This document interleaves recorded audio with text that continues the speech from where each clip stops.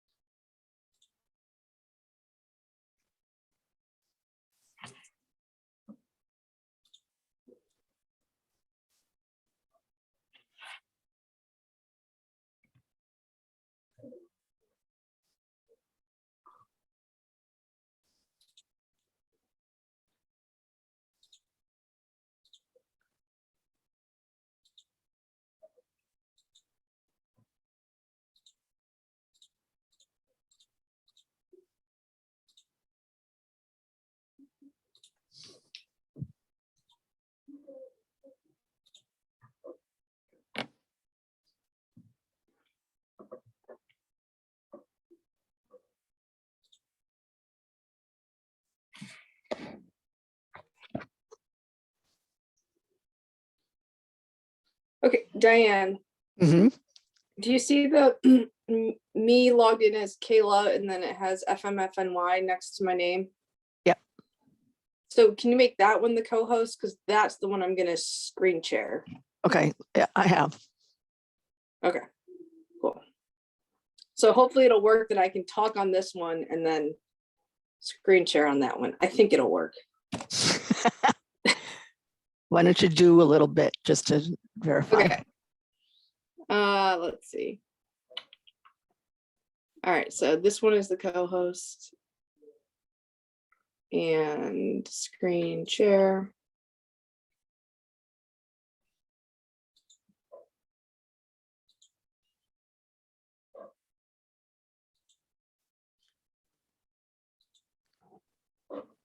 Okay, so we're seeing this.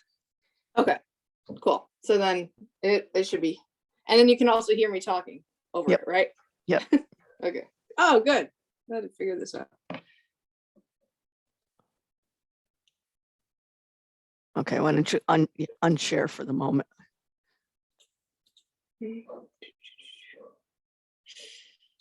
Okay. Let me try.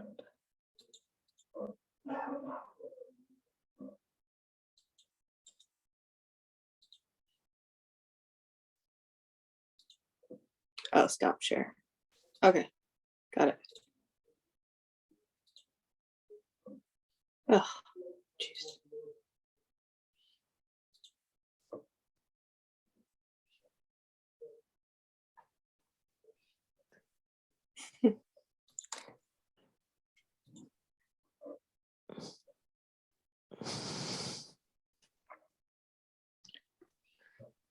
So did it? I thought I stopped sharing. Nope. No. Okay. This is very strange. There, now you Okay, stopped. now it's gone. Okay, because I think I like. Yep, because you closed it yourself out.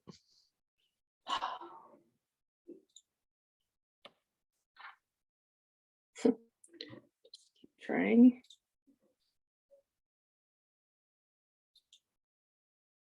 Okay, so now I'm back.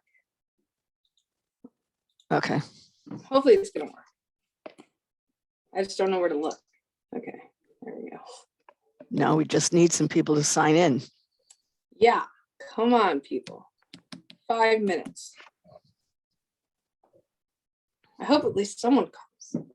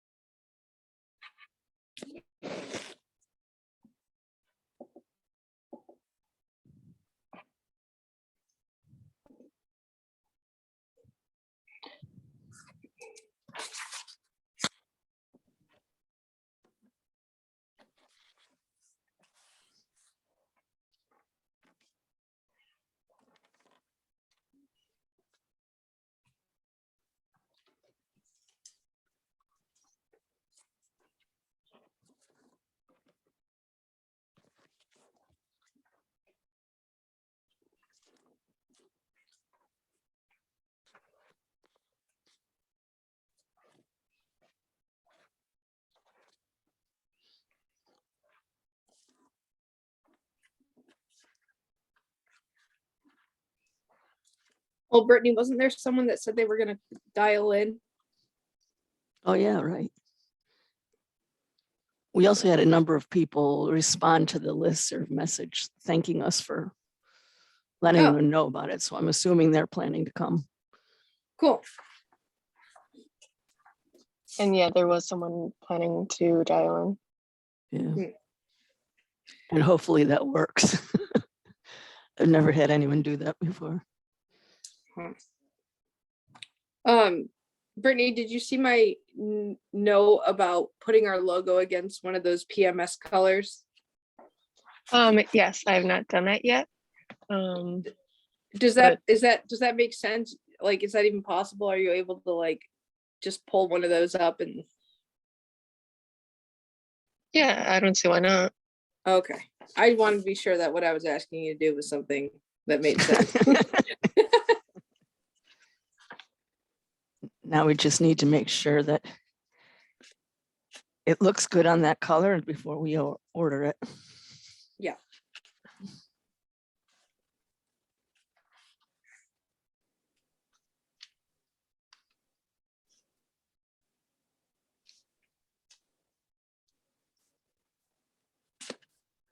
All right, I'm getting a little nervous. Oh.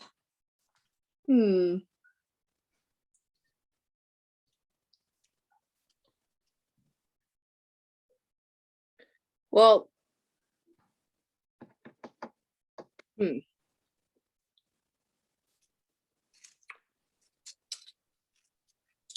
Oh. Hi, Amy.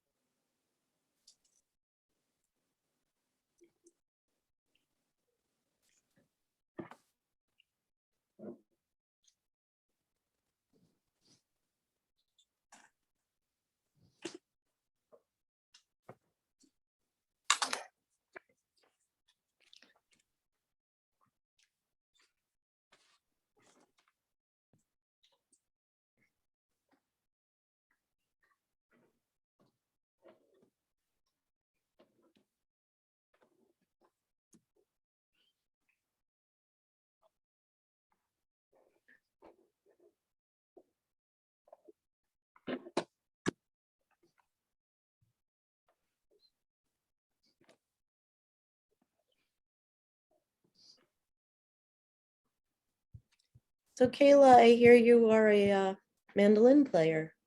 Yeah, That you I playing am. during the breaks? What's that? That was you playing during the breaks? Yeah, I hope you enjoyed it. I play mandolin as well. Oh, cool. Yeah, Oh. I'm a chunker, not a picker, but I love Yeah. it. Oh yeah, it's a beautiful instrument.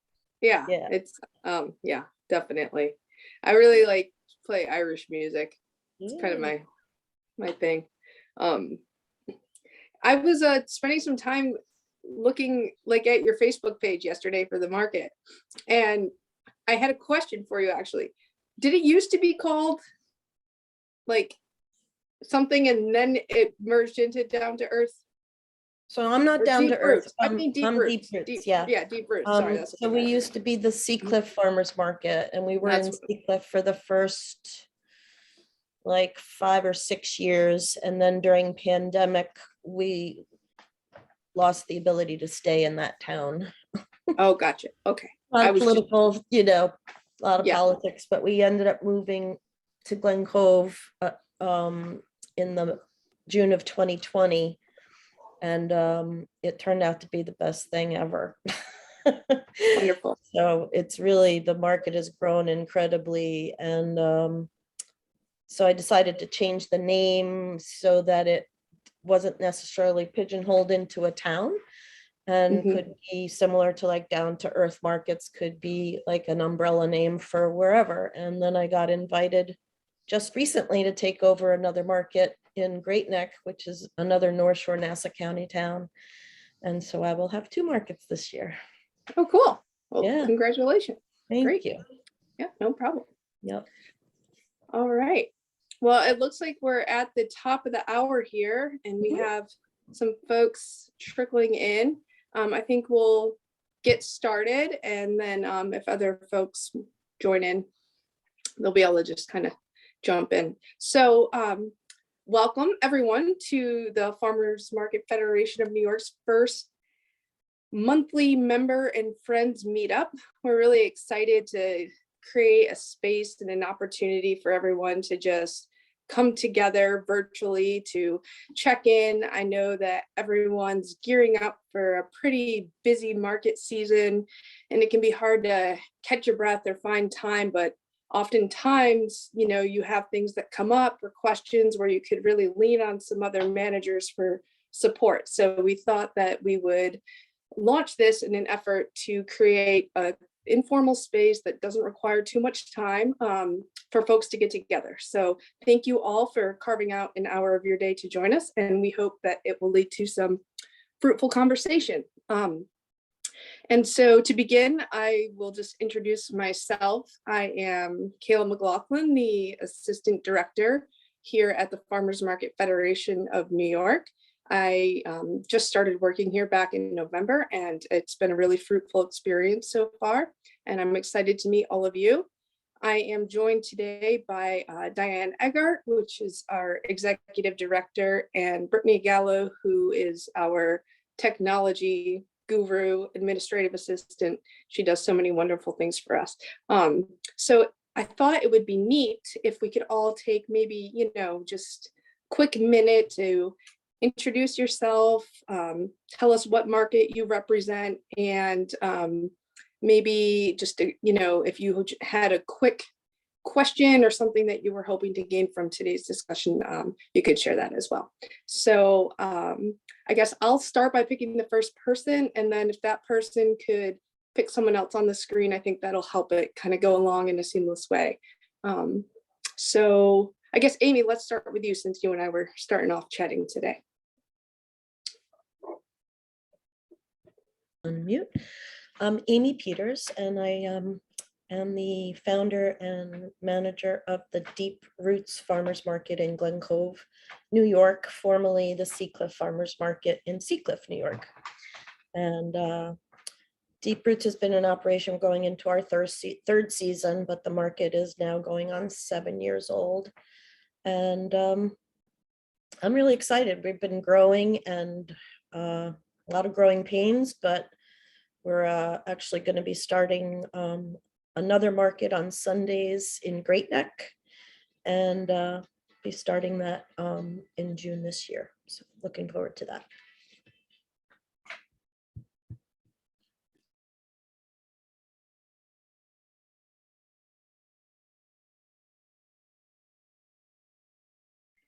I have to pick somebody. Okay, so I will pick Jen Reagan. Hi, everyone. Jen Regan here from the Veggie Van Mobile Market here in Niagara County. We're not starting this year until June. And let's see, it's our 7th year this year. So super excited. Who should I pick? Margaret, are you a market person?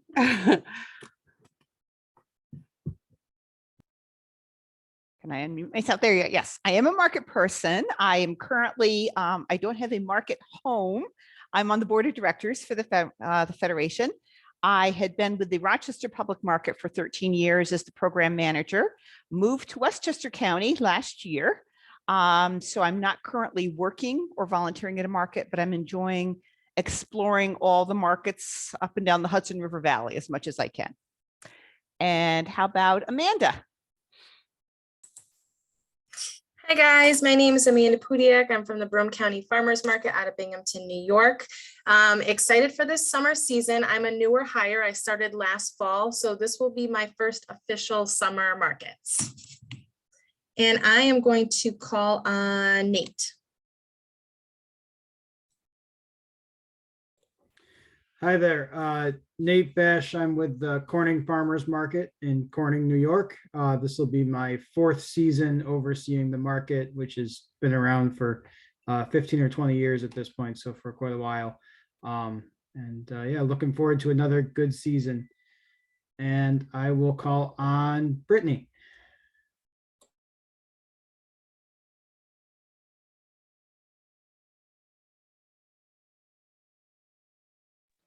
Hi. I think I was already introduced. I don't know what else people want me to say.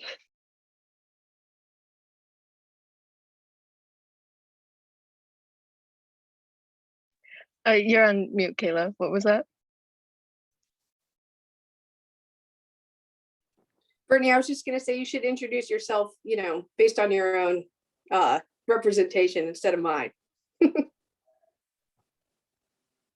Okay, I'm Brittany Gallo. I'm the office administrator here. I do social media work as well as they said, I am the resident tech guru. I've been here for 3 years and I do not run a market. Thank you, Brittany. Do I get to pick someone? You do. All right, let's go with Sophie. Hello. I was a few minutes late, but I think we're doing intros. My name is Sophie. I'm in Shandaken, New York, in the Catskills, and I am part of a market planning committee that I used to manage in Woodstock, New York, and then last year was involved in founding a new market in Phoenicia, and I'm excited to talk music stuff with all of you.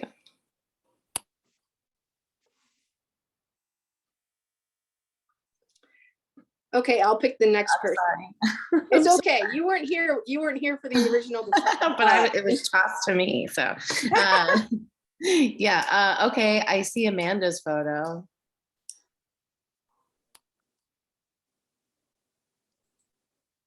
I would love to go twice, but I already went. I'm gonna throw it to Kelly. Thank you. My name is Kelly Sove. I'm the market manager for the Ithaca Farmers Market. I've been with the market for just over 2 years now. And obviously I started right when COVID shut the world down. And so I'm interested in learning how to actually operate my market when we're operating a little bit more normally. So I always learn something great when I get a chance to talk to other people in this really weird profession. So thank you for putting this on today.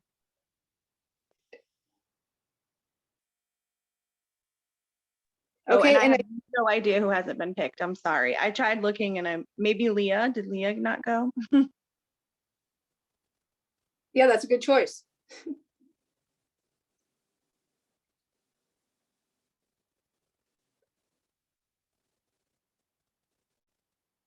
Leah Sorensen, do you want to take a moment to introduce yourself?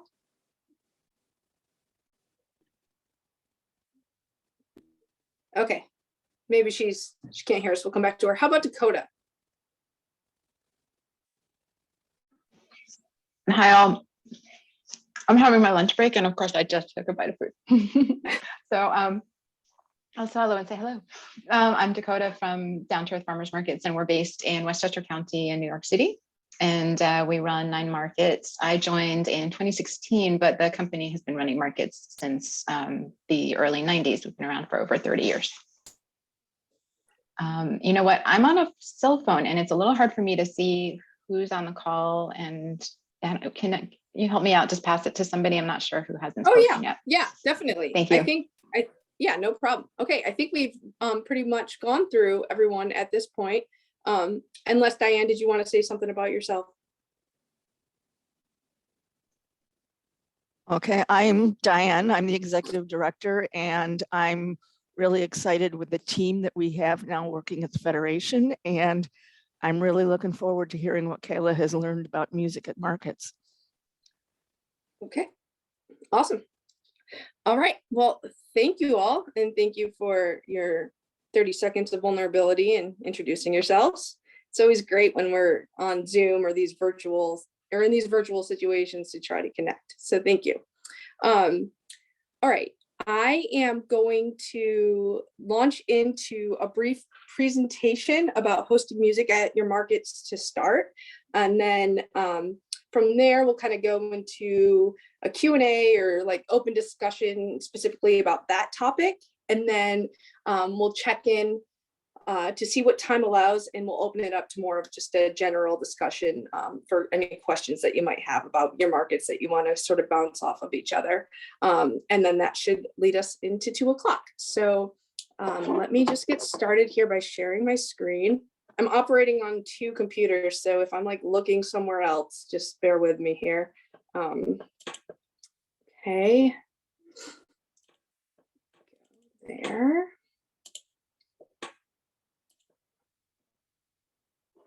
Okay, so is this visible to everyone? The main slide, hosting music at your market, PowerPoint? Yeah, you're good. All good? Okay, cool. All right, well, let's just dig right in here. Okay, so we're gonna talk about a few different things that I found to be sort of just like the key components that I thought managers should consider when hosting music at their market. So the first thing we'll talk about is the role of music at your market. So, you know, what's the point? Why do we offer it? We'll then go into a discussion about how we recruit musicians. And then into everyone's favorite thing, thinking about different rules and guidelines for your market.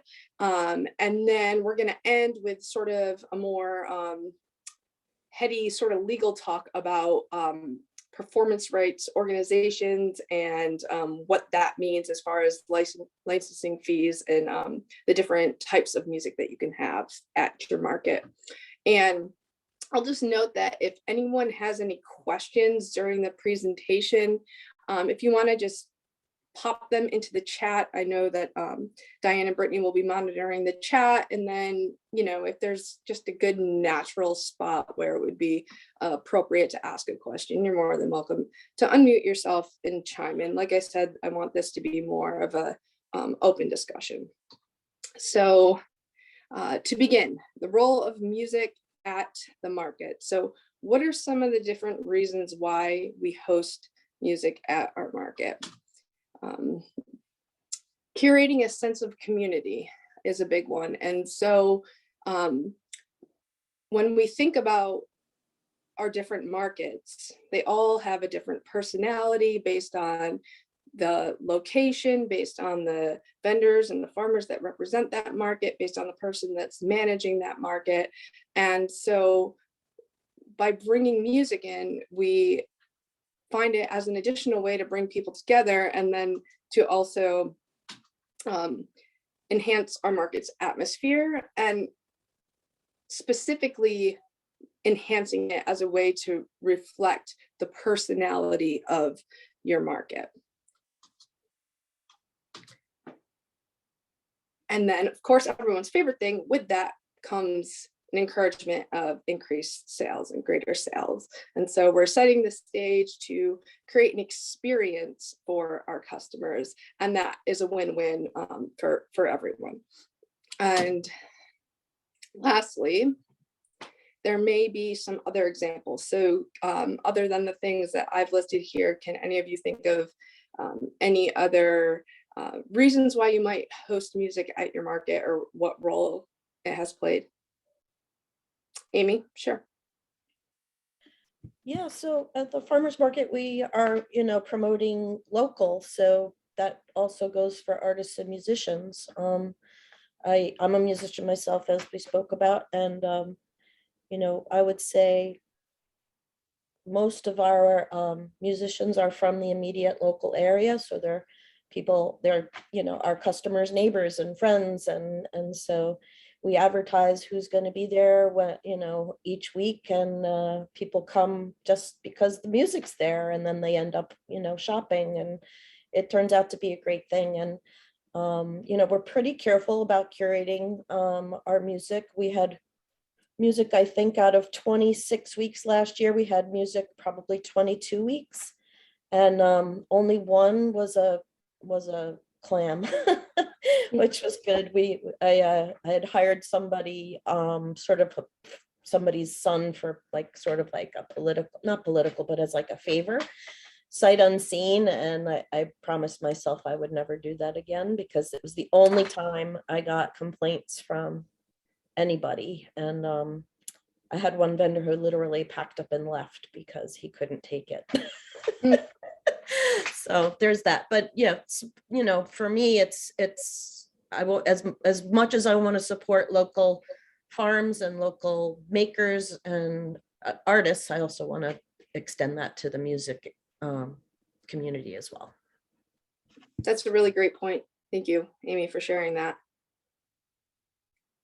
Does anyone have any other thoughts before we move on? Yeah, so my question is, are we talking just about music that we've hired an actual musician to be present, or will we also be discussing just playing music at the market and the potential impact that may have on vendors and customers as well? Yeah, Amanda, we'll definitely touch on that when we get down to the end where we're talking about some of the legal stuff, for sure. Okay, and then Yep. separately, I just had a question for Amy. That's amazing that you can have music that often at your market. I'm very jealous. For us, we're paying our musicians, on a case-by-case basis, but it almost becomes not financially reasonable given our vendors' fees, and it's all coming directly out of the market. Is there any particular way that you get these people to play, or how does that work for you?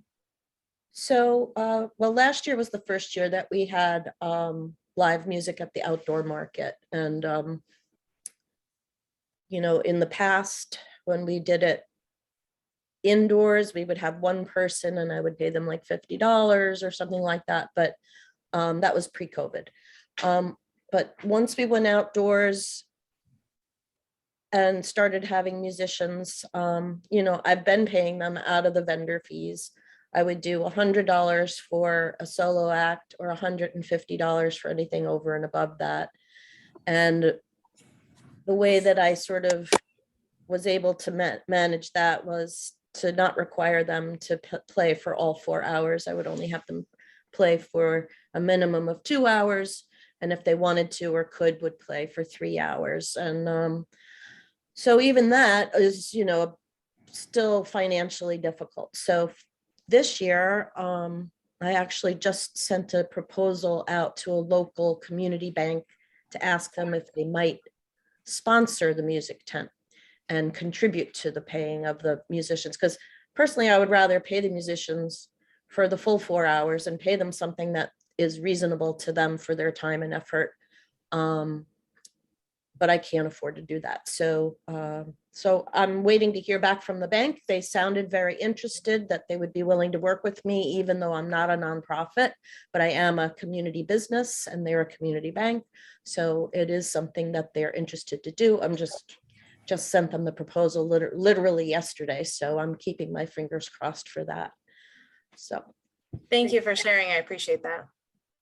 Yeah, and that is a great question, and it leads well into the next slide here, which okay, that works. Talking about the different ways that we recruit musicians. So there are so many musicians out there offering a wide variety of different styles and genres. And as I mentioned in the beginning, I think the first thing to really consider is your market's personality. So, if you are located in a rural area comprised of a community that plays mostly, let's say, like traditional Appalachian music or something like that, you might want to consider having your market represent that community. Now, if you are set up in more of an urban space and you have a more diverse pool to draw from as far as music is concerned, and then also just the demographic of folks that shop at your market, you definitely just want to know your atmosphere, and then tie in musicians that help fit that, because like you said, Amy, you don't want any of your vendors packing up and leaving just because it's not really fitting the bill.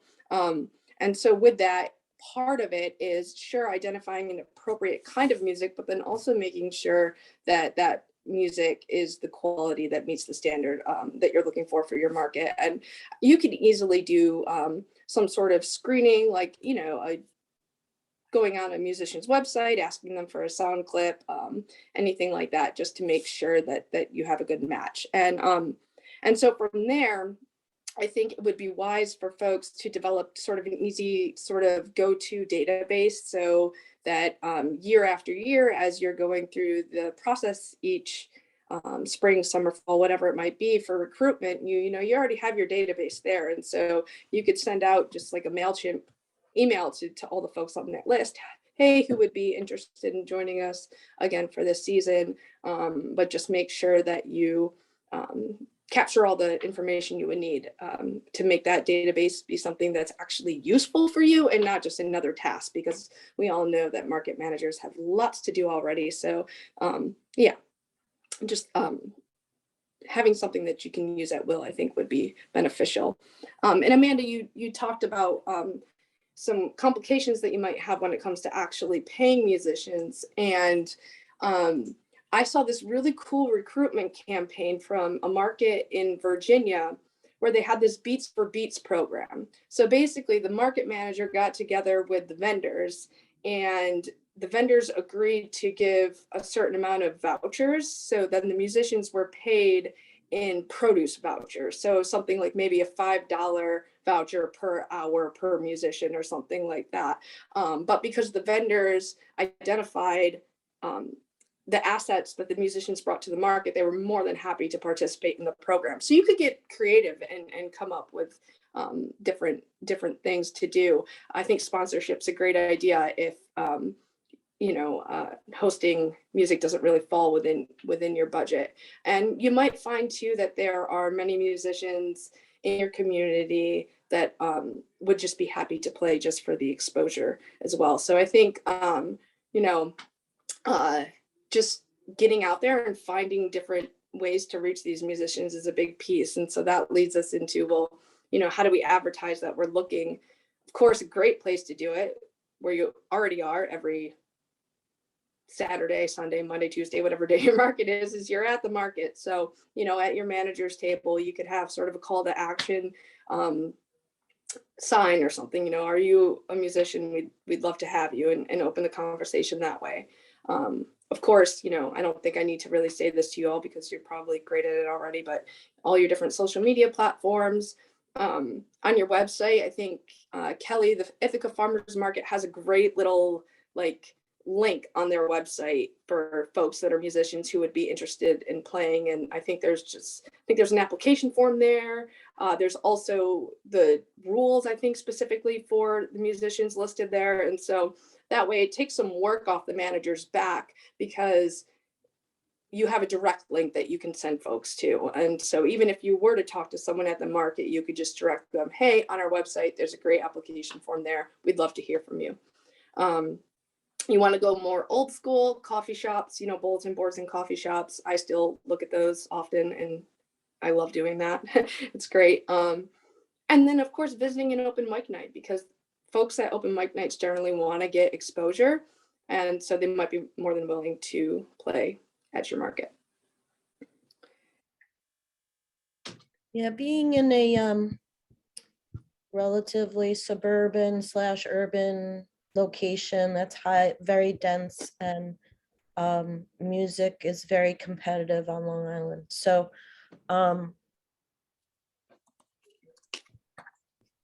there's, you know, if you want to have really good quality music at your market, you're gonna have to pony up. And you know, I'm a musician, and you know, there's this old saying, you know, we still get paid $100 a man when we do a gig, right? We've been getting that same money since 1974. Like I know people, like that's what the going rate was for, you know, for performing musicians in 1974. And it's still, we're lucky if we get $100 a man for a gig. So, you know, we want to value the people who are performing, but yes, you want it to be a good, you know, a good quality. Otherwise people get turned off. And when we were talking about that before, the one person that I didn't vet first was a duo, a brother duo. And, you know, their song selection was fine. The type of music was fine. They just weren't very good. And it really was annoying. And it was annoying to not just the vendors, but to customers as well. And so I just promised myself I would never do that again. But I do want to value the people who are coming to play and be able to offer them something. Now, here, you know, some produce wouldn't, I mean, yes, that would be nice if that as a little extra something. But for me to get somebody who's willing to come at 9 or 10 in the morning, set up a PA, play for 3 or 4 hours, they're not going to do it for a $20 bag of, you know, produce. So that's just my experience and my feeling. Like as a musician, I want to give them what I would want. You know what I mean? And exposure, there's a, I don't know if you've heard that song. It costs that much because it takes me fucking hours. It's all over Instagram. And it's really true. It's like exposure doesn't pay the bills, you know, like, yes, there are musicians out there who are good, who may be looking for exposure, but to expect them to come and play for a full day in the sun, it's, I don't know. I feel it's important to try to find a way to compensate them in a way that supports them financially as well as emotionally. Yeah, those are great points. Thank you. Yeah, and I think so much of it comes down to where your market is and what your community is like. I know that when I lived in Virginia, our town farmers, my town was a musician's town. I mean, it was just full of musicians, and it was a lot of fun to live there. And so for that reason, the farmers market always had awesome music, and everyone would just play for free because everyone would be getting together anyways on a Saturday somewhere playing music. And so that worked really well. So yeah, I think it really does go back to you know, the personality, the atmosphere, and where you're located. And you know, while some markets might operate you know, as a nonprofit status or organization, it's still crucial to think about your operations as if you were setting up a business. I know when I ran a restaurant, finding musicians to play for an amount of money where, you know, we didn't have the margins were very, very narrow in the restaurant industry, as you all know. So it was a very similar situation to what I imagine a farmer's market would go through. And it was just about finding the right folks that believed in what the restaurant was doing. And so therefore they would show up and play. Right. One more thing I just want to say. So I'm partnering with the Great Neck Parks Department to bring this new market to Great Neck. And the Parks Department has an incredible budget. So they actually pay the musicians. I don't have to pay them. So I'm really excited about that. So if you are partnered with a municipality or a parks department, you may be able to find budget from that. It might not have to come directly from the market. Right. Yeah. And Nate just brought up a good point, looking at local arts or community organizations that perhaps might offer small grants for your market to host music. So there are ways to do it. I think you just need to dig in and spend a little bit of time and figure out what works best for you. But in an effort of time, I just kind of want to move ahead here and talk about performance vendor and busking guidelines. So we all know that successful markets incorporate rules and regulations into all the operations of their market. And so specifically a section for musicians and performance vendors. So I just want to throw this out there and ask you all why it would be important for you as a manager to make sure that you had those specific rules and guidelines drafted. And what are some things that you might consider when drafting those rules?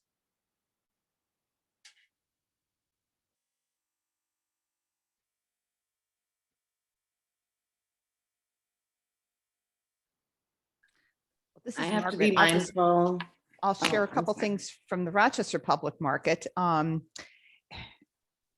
Obviously, you want your buskers to enhance the market. You don't want them to annoy the customers, to annoy the vendors. At the Rochester public market, because it's a huge, diverse market, and it's open for 9 hours on a Saturday, there were 3 spots designated, and those were picked very carefully, that they were not, that there was enough room for people to move around. They weren't too close to the vendors, easy to get in and out of. And there was a 2-hour maximum for each vending spot. Those vendors were not paid. They all volunteered, they signed up, and it was very competitive. And it could be any performance. It didn't have to be music. So there were music, there was college a cappella groups, there were mimes, there were like any kind of busker you can imagine. Many of them would put out their music case or a basket for tips and donations, and many of them did very, very well. But the market was very thoughtful about the location, about the timing. They did not allow amplification simply because it was very annoying if they were too close to a vendor. So I think it does really depend on your market, your location, what's going to work best for your market. But I think having very thoughtful rules makes consistency for everybody, and it adds to the quality of the buskers rather than making it a detraction. It really enhances it. We had a little 10-year-old girl who did violin solos. She was probably practicing for her solo festival. She made like $30 in tips over 2 hours. So it was actually fun to see what buskers were going to show up on any given day, because it was huge variety. Thanks, Margaret. Sophie, did you have something you wanted to add? Yeah, I was going to say for the Phoenicia market this year, we're bringing music in, and, we're right in the heart of town.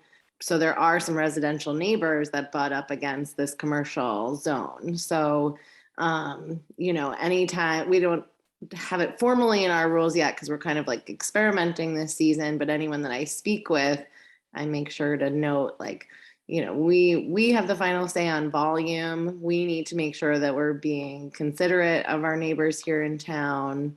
And, that if there are any complaints or issues, that we need to address it together. But yeah, making sure that like our volunteers are always really like, tuning in to what the volume level is like, and especially making sure that the vendors that are closest to the music are also able to have conversations, are able to sell their products. And if there's anyone that generally seems more excited to be by the music versus vendors who explicitly ask to be placed on the opposite end, that we're, really thinking about the noise as it's supposed to add to things and not take away from it. Definitely. And I think with all that, when you have rules drafted out, there's no guessing. There's no guessing for you all when it comes to what you need to do in the event that a musician might have their amplification up a couple notches too high.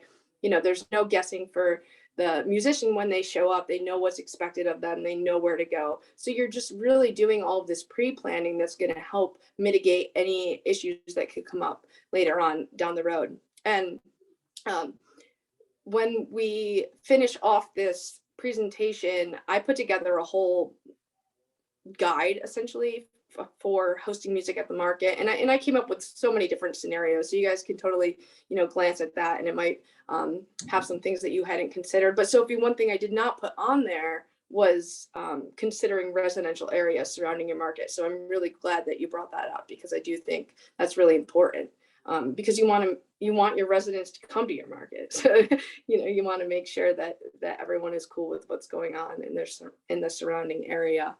And just thinking ahead, I work in the music industry, which is why this is of particular interest for me. I have a little part-time job where I do a lot of music hospitality stuff. And I think really being clear on the things that the market provides for the musicians versus what the musicians need to provide when they come would also be really important to consider, because if someone showed up and they were planning to amplify, but then there was no amplification, that could cause some problems, and you had them way on the other side of the market, well, then it's really not worth them being there. So, just really taking the time to go through the details is crucial, because if a musician has a good experience at your market, and maybe they're a volunteer musician, or maybe they volunteered to come for, you know, just $100, if they have a good experience, then luckily they're going to want to come back. So you really just want to craft that relationship. Does anyone have anything else to add to that before we move on?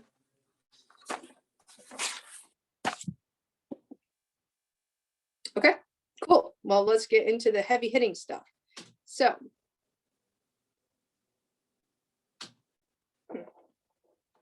sorry, I'm having a problem.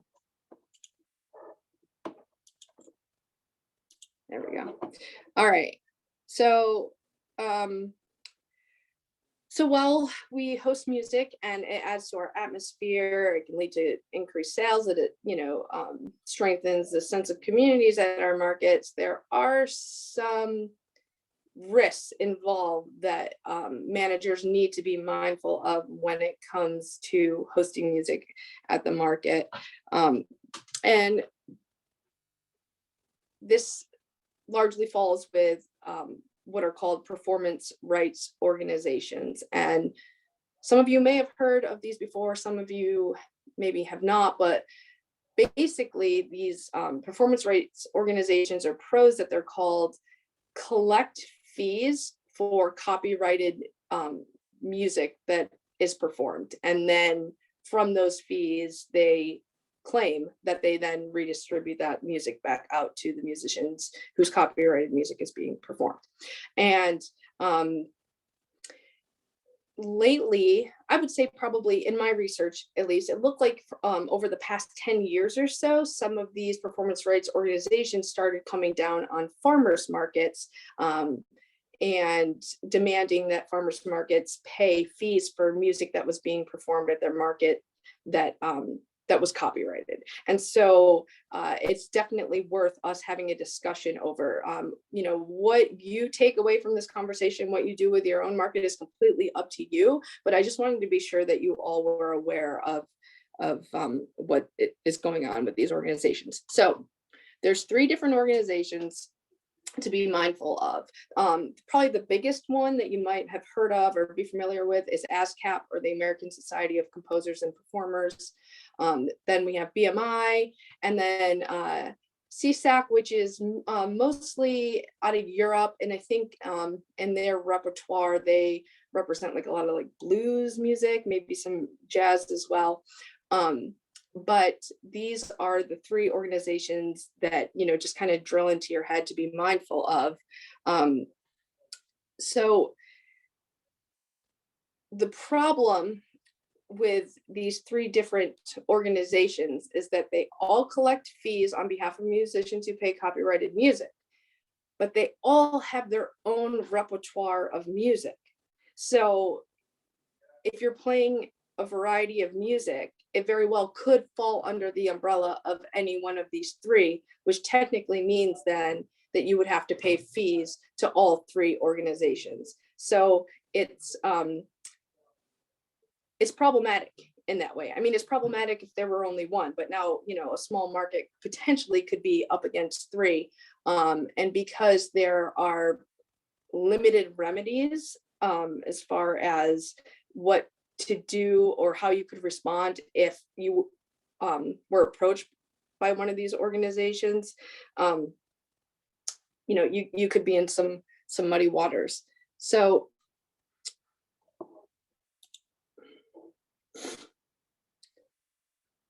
as I mentioned before, these pros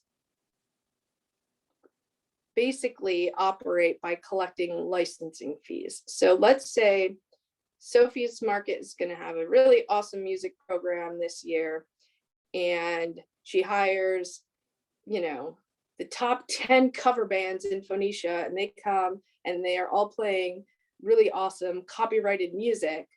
And she's going through the summer and it's all good. And like, you know, everyone's like, wow, this music program is awesome. And then all of a sudden, you know, she gets an email from an ASCAP representative that's like, hey, Sophie, sorry, but we just want to let you know that you have to pay fees for that music that you were playing. that is what we have seen in the farmers market community over the past 10 years or so. And like I said, it's growing.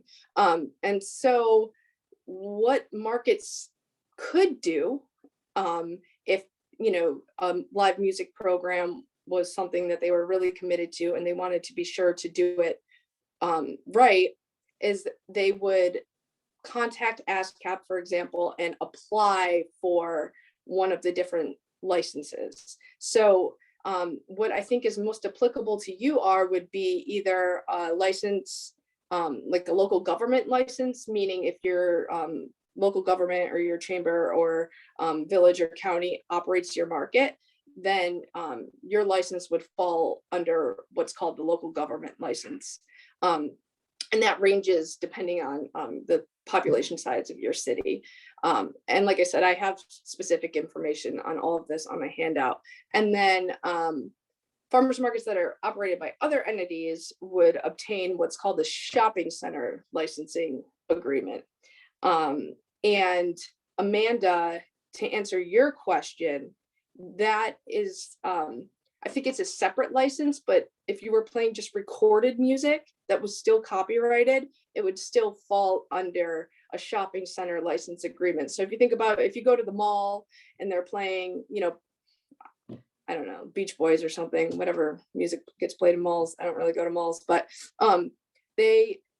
they pay for that music to be played over the loudspeaker. So unfortunately, farmers markets fall in that same category. Like, it doesn't make sense in our brains, but that's just the way that it is. And I've reached out to agents that work for these different companies just to get clarification for farmers markets. And this is the exact information that they sent me.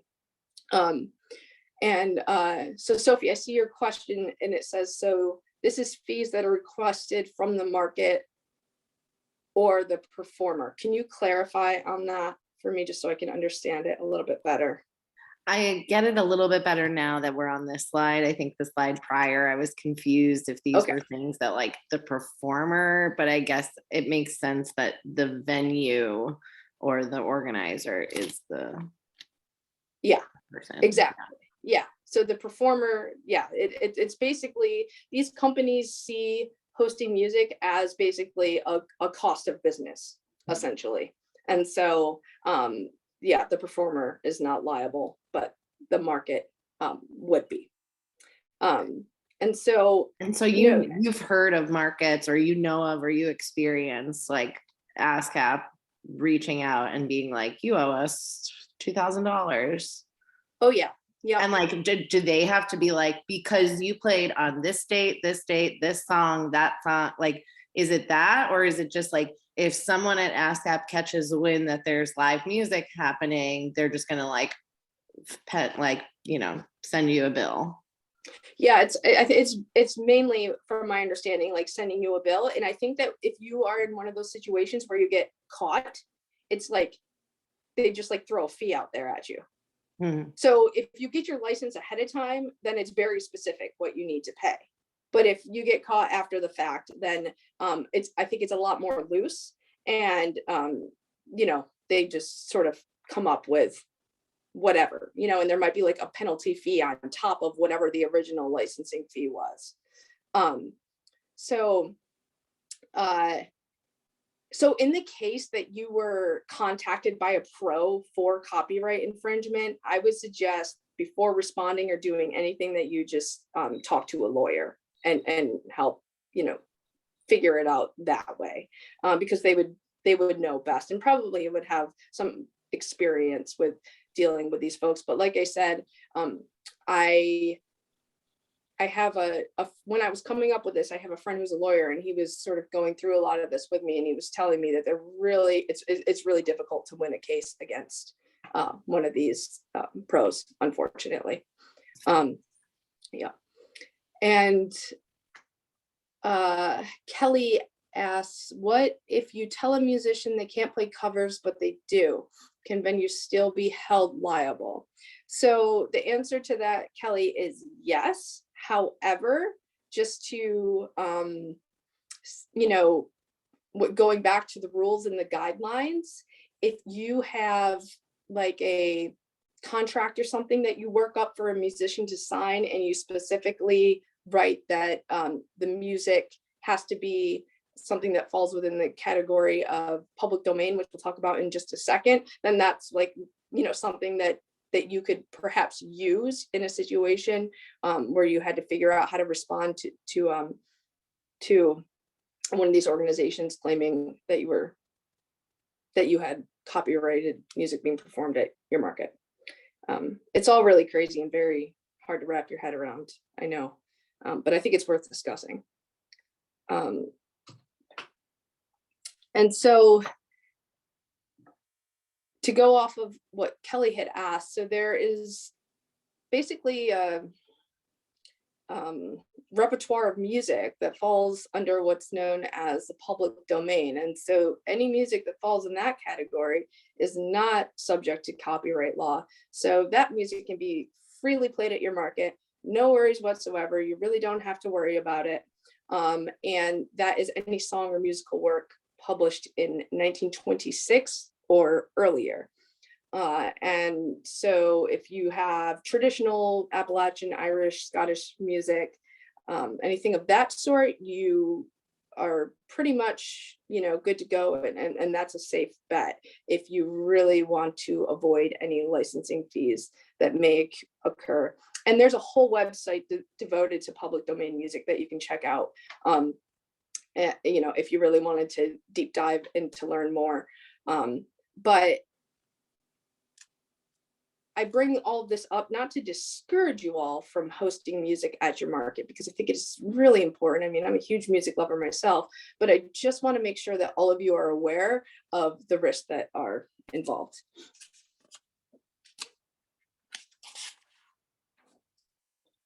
Okay.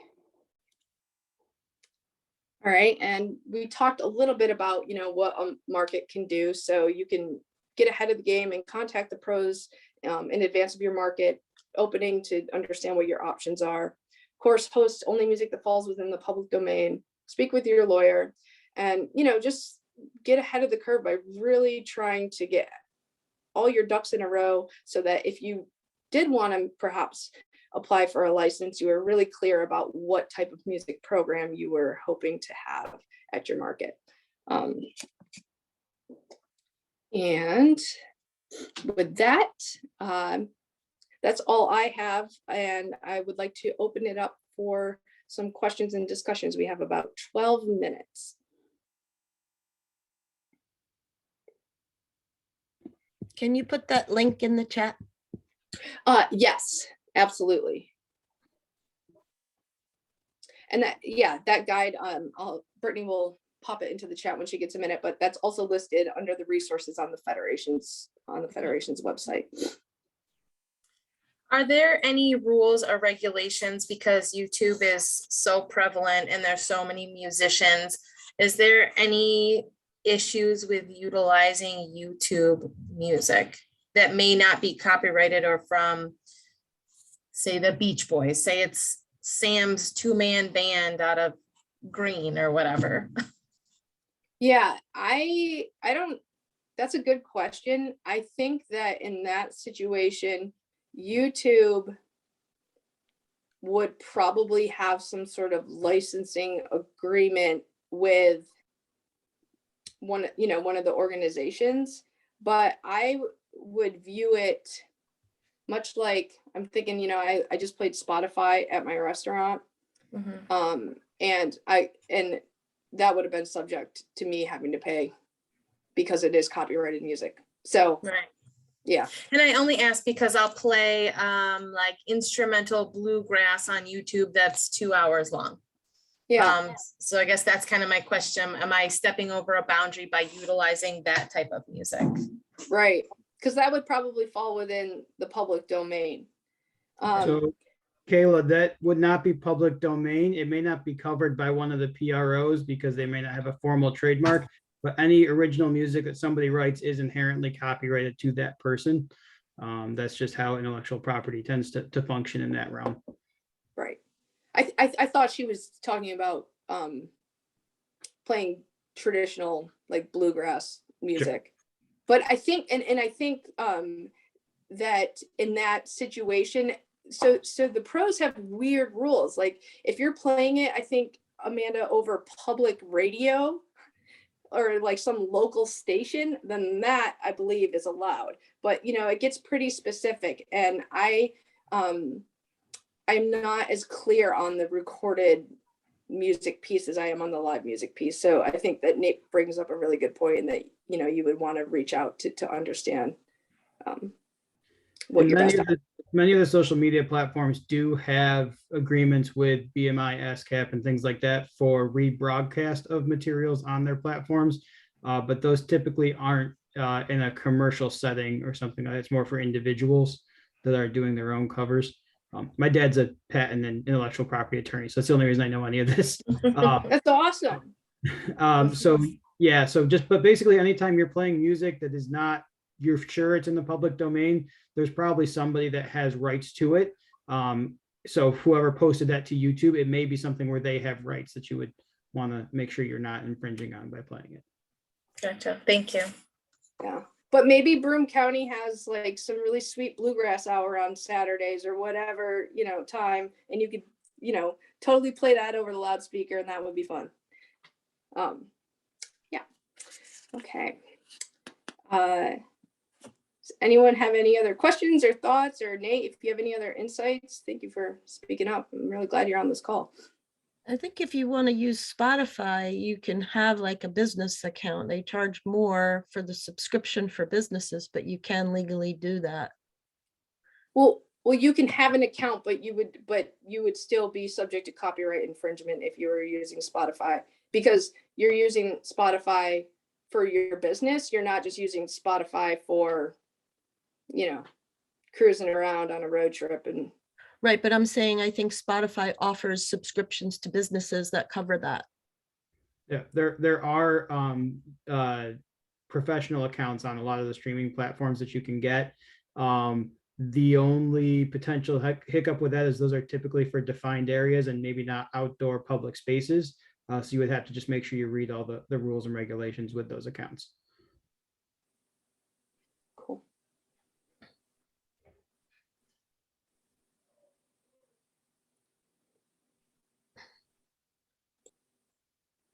Anyone have any other questions? Okay, I guess my, you know, what I'd like you all to sort of take home with you is the fact that at the end of the day, it's up to you on how you want to set up your music program at your market, because we all know it's beneficial. But you know, just be aware of the risks that are involved. And if you want to have more conversation about it and dig a little bit deeper into it, please reach out to me, and I'd be happy to chat with you and see if we can point you in the right direction for what you need. Be sure to check out that resource. It has a lot more detailed information there, specific links and those sorts of things. And I hope that this doesn't deter anyone from hosting music at their market, because I do think that it's really important. Before we close, I just wanted to give you guys a little sneak peek into what we'll be discussing next month. So that'll be on May 24th, and we are going to have Market Link in the house, and they will be here to discuss online Snap, so updates on that and how to. So that should be a really great conversation. So encourage you all to join us again next month. And then if anyone has any suggestions for topics or things you want to talk about, or if you might you know, be an expert on something and want to facilitate a conversation for folks, I would be more than happy to have you join in on this effort. So please feel free to get in touch and let me know, and we can go from there. So unless anyone has any closing comments, we'll close out for today, and I look forward to seeing you all next month. Dakota, did you have something you wanted to ask or add? You know, I had a question, but I think I'm going to take a look at your guide because I know it was detailed, because I think the other issue that was raised when we started talking about music was whether musicians needed to show up with a certificate of insurance, which was another obstacle. But our insurance person advised us Yes, and I was just kind of curious about how other people who do book music are dealing with that. So far, I've just have them sign a hold harmless agreement that names the market and my landlord and whatever, the village or whatever, as additional insured or whatever, not as additional insured, but they hold harmless those people. I know that probably my insurance company will say that's not enough, but that's what I've been doing. Yeah, that does seem to be how it works. Well, then I nominate insurance as this topic.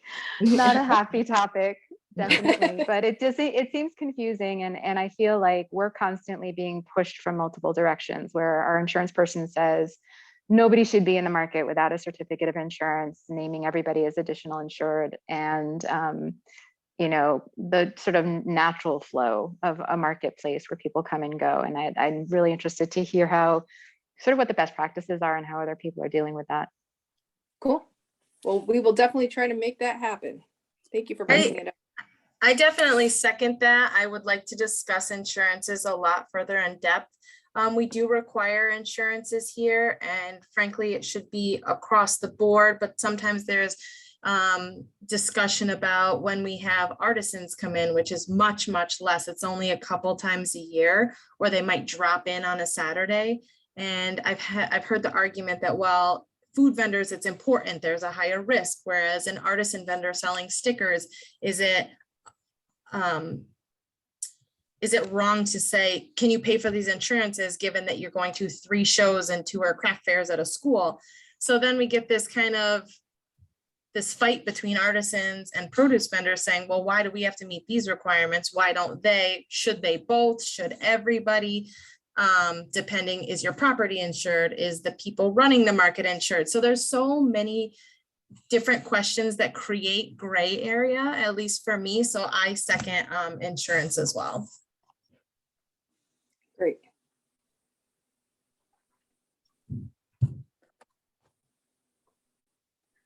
All right, well, then if there's no other questions or comments, we'll close out. We will be posting a recording of this up on our website if anyone wanted to refer back to anything. But again, I think you'll find the resource super helpful to you all.